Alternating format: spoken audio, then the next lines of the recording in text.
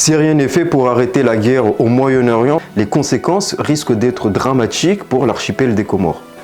Déjà, pour commencer, je sais que ça peut paraître surprenant d'évoquer les Comores lorsqu'on parle de la guerre entre l'Iran, Israël et les États-Unis. Mais on sait aussi que lorsqu'on parle de cette guerre, on parle aussi des enjeux à la fois stratégiques et à la fois des enjeux énergétiques. Et pour ce qui est des Comores, on est pleinement dans les deux cas.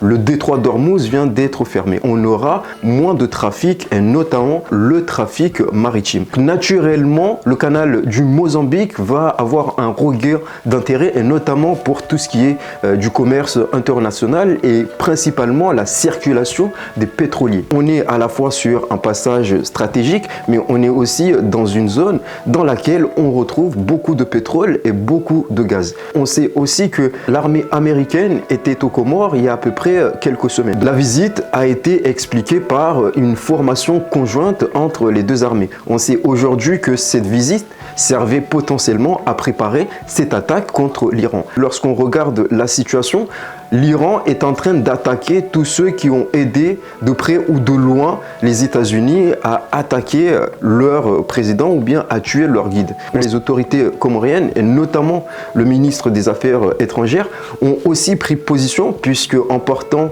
du constat que de nombreux pays du Golfe ont été bombardés, ils ont tout simplement apporté leur soutien pour ces pays-là, en s'inquiétant aussi pour les ressortissants comoriens qui sont dans ces pays-là. Le Moyen-Orient est en train de s'embraser et que cet embrasement va avoir de nombreuses conséquences sur l'archipel des Comores. On va avoir de plus en plus de bateaux qui vont passer dans l'archipel des Comores et dans le canal du Mozambique, mais on sait aussi que nos matières premières vont être de plus en plus convoitées. Notre pays regroupe l'ensemble des enjeux qui sont aujourd'hui recherchés par les grandes puissances. Les Comores ne seront pas épargnés par ce qui se passe aujourd'hui entre l'Iran, les États-Unis et Israël.